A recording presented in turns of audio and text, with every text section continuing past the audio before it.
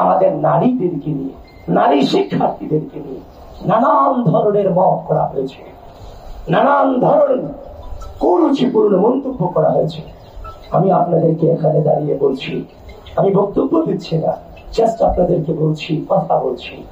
এমন অসংখ্য মেয়ে শিক্ষার্থীদের সাথে আমার কথা হয়েছে, বলে যে ভাই আপনাদের সাথে আসতে ইচ্ছা করি, আমরা রাষ্ট্রের জন্য ভূমিকা রাখতে ইচ্ছা করি, কিন্তু আমি যখনই আপনার সাথে আসবো, আপনাদের সাথে যখন আসবো, তখন আমার ছবিগুলো তুলে আমার সম্পর্কে কুরুচিপূর্ণ মন্তব্য করবে, এই অনলাইন প্রপাগান্ডা ছড়াবে, এগুলোকে আমাদের পরিবার সহ্য করবে।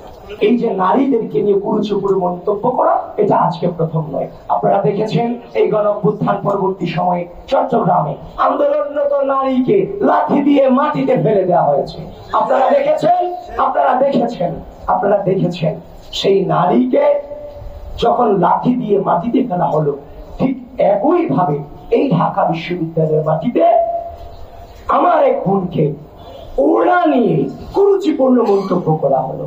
ঠিক একই এই দুটো ঘটনায় দুই আসামিকে যখন গ্রেফতার করা হলো, তাদেরকে যখন ছাড়িয়ে আনা হলো, তাদেরকে যখন ছাড়িয়ে আনা হলো, একটি নির্দিষ্ট গোষ্ঠী তাদেরকে ফুলের মালা দিয়ে বরণ করিয়ে দেওয়া হয়েছে।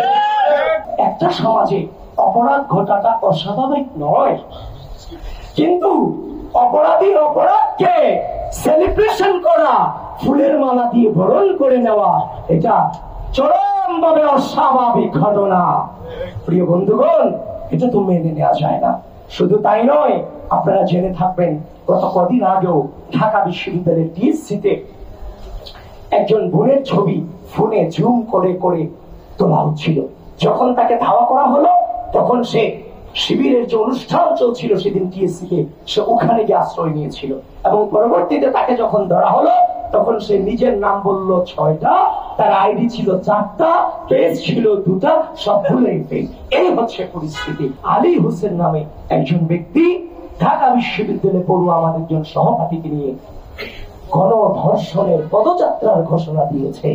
আপনারা কি কল্পনা করতে পারেন, ঢাকা বিশ্ববিদ্যালয়ের মাটিতে ঢাকা বিশ্ববিদ্যালয়ের একজন শিক্ষার্থী তার মেয়ে সহপাঠীকে গণধর্ষণের ঘোষণা দিচ্ছে প্রকাশ্যে, এবং এখনো পর্যন্ত সে প্রকাশ্যে ঘুরে বেড়াচ্ছে।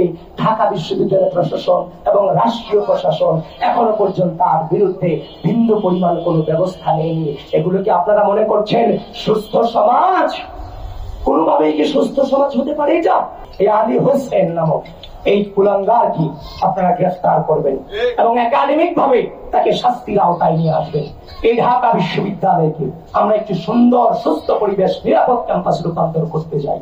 এই ক্যাম্পাস তখনই নিরাপদ হবে যখন এই ক্যাম্পাসের প্রতি ইঞ্চি মাটি আমার বোনের জন্য নিরাপদ হবে, আমাদের শিক্ষার্থীদের জন্য নিরাপদ হবে।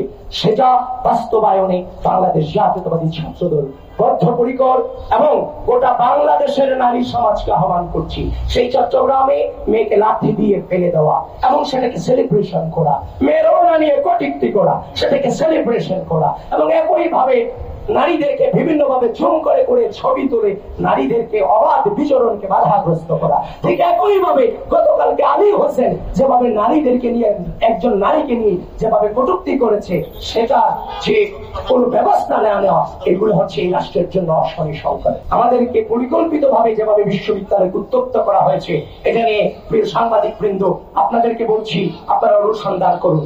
একজন প্রার্থিতার বৈধতা নিয়ে চ্যালেঞ্জ করা হয়েছে। যদি সিদ্ধান্ত আসে তাহলে প্রার্থিতার বৈধতা অবৈধতা নিয়ে সিদ্ধান্ত আসবে। সেখানে গোটা নির্বাচন প্রক্রিয়াকে স্থগিত করা পরিকল্পিত মনে হয়েছে আমাদের কাছে। পরিকল্পিত ভাবে গোটা নির্বাচন প্রক্রিয়াকে, প্রার্থীর সাথে গোটা নির্বাচন প্রক্রিয়াকে প্রশ্নবিদ্ধ করার মধ্য দিয়ে গোটা ঢাকা বিশ্ববিদ্যালয়কে পরিকল্পিত ভাবে গোটা ঢাকা বিশ্ববিদ্যালয়কে অস্থিতিশীল করার অপচেষ্টা চালানো হয়েছে। যেখানে আমরা আশা রাখছি তাদের সিনিয়রদের এখানে তাদের সেখানে পরিকল্পনা ছিল। সুতরাং ঢাকা বিশ্ববিদ্যালয় প্রশাসন, ঢাকা বিশ্ববিদ্যালয়ের শিক্ষার্থীবৃন্দ, আপনারা সচেতন থাকবেন, সজাগ দৃষ্টি রাখবেন, এবং আমরা প্রতিজ্ঞা করছি ইনশাআল্লাহ আগামী 9 সেপ্টেম্বর সুষ্ঠু সুন্দর পরিবেশে ঢাকা বিশ্ববিদ্যালয়ে ডাকসু নির্বাচন অনুষ্ঠিত হবে।